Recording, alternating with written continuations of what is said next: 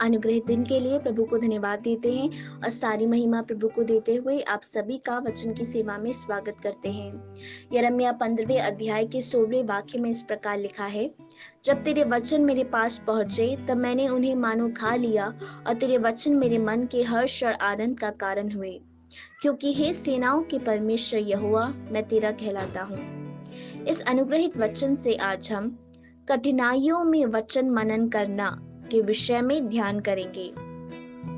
बहुत ही कठिन जीवन की परिस्थितियों में अचानक से हमारे जीवन में परेशानियां आंधी के समान खड़ी हो जाती हैं। ये बात हम सब अच्छे से जानते हैं और इसीलिए जीवन की इस यात्रा को समुद्र में चलने वाले जहाज के साथ तुलना की गई है। बहुत ही धीमी तरीके से चलने वाली एक हवा अचानक से एक आंधी का रूप ले सकती है। हमारे अनुकूल खड़े लोग हमारे विरोध में खड़े हो सकते हैं। हमसे प्रेम रखने वाले दूसरों के साथ मिलकर हमसे ईर्ष्या और नफरत कर सकते हैं। जब अपनी पढ़ाई में या फिर करियर में आप विजय का इंतजार करके बैठे होंगे, शायद उसी समय आपको पराजय का सामना करना पड़ा होगा। ऐसी कठिन परिस्थितियों में परमेश्वर के बच्चों को मुख्य रूप से जो कार्य करना चाहिए वो ये है कि परमेश्वर के वचन से मनन करें। हमने जो वचन पढ़ा उसमें इस प्रकार लिखा है, तेरे वचन मेरे पास पहुंचे तब मैंने उन्हें मानो खा लिया और तेरे वचन मेरे मन के हर्ष और आनंद का कारण हुए। भजन संगीता 119 के 50वें वाक्य के अनुसार यदि हम वचन को मनन करेंगे वो हमारे दुख के समय में हमें शांति और हमें एक नया जीवन देगी। प्रियो, आज सुबह आप सोचने पाए कि कठिनाइयों के समय में आपको शांति देने वाला वचन कौन सा था और उस वचन को याद कर आप परमेश्वर को धन्यवाद देने पाए। या फिर आज आप जिस कठिनाई से होकर गुजर रहे हैं उसमें परमेश्वर आप मुझे कौन सा वचन देना चाहते हैं पूछते हुए ढूंढकर आप उसको पाने पाए। यदि आप ऐसा करेंगे तो भजन संगीता 119 के 92वें वाक्य के अनुसार हम ये कह सकेंगे कि वचन मेरे लिए सुख का कारण बना, नहीं तो मैं उन परेशानियों में नष्ट हो जाता।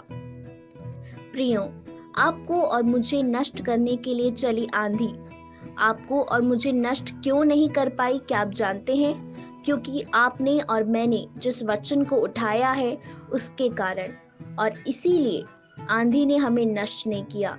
लेकिन हमने जो वचन उठाया है उसने उन कठिनाइयों को नष्ट कर दिया, उनका सामना करने की कृपा हमें दी। ऐसे श्रेष्ठ अनुभव यदि परमेश्वर ने हमें अपने जीवन में अनुभव करने को दिए हैं तो हम भजन संगीता 119 के 111वें वाक्य के अनुसार कहने पाए, मैंने तेरी चितौनियों को सदा के लिए अपना निज भाग कर लिया है, क्योंकि वो मेरे हृदय के हर्ष के कारण बना है। एक राज्य के नागरिक होने पर हमें नागरिकता का अधिकार मिलता है। कर्मचारी के रूप में हमें कुछ स्वतंत्रता मिलती है और आज का युग स्वतंत्रता और अधिकार को पाने के लिए लड़ने वाला एक युग है।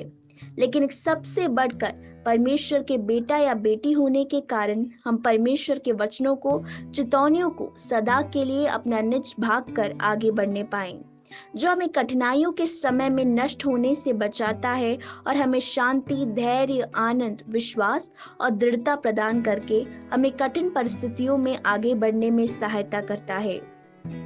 हम सबके बच्चे हमारे कार्यों को देखकर वैसे ही सीखते हैं और करने की कोशिश करते हैं। उसी प्रकार स्वर्गीय पिता के संतान होने के कारण जो बातें स्वर्गीय पिता हमसे कहता है, जो कि वचन है, हम उसे पढ़ने और मनन करने पाएं, परमेश्वर के कार्यों को हम पूरा करने पाएं।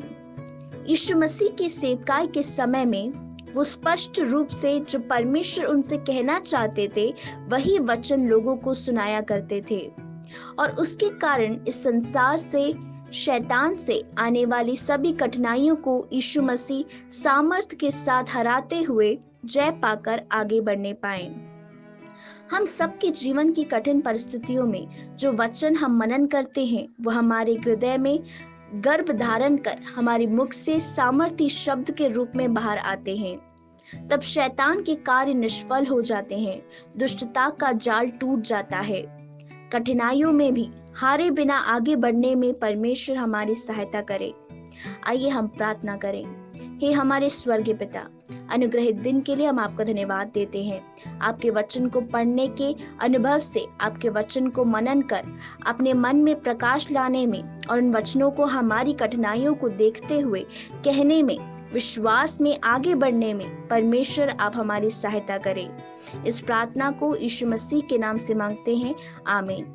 इन वचनों के द्वारा परमेश्वर आप सबको बहुतायत से आशीष दे। प्रभु की स्तुति हो। जय मसीह की।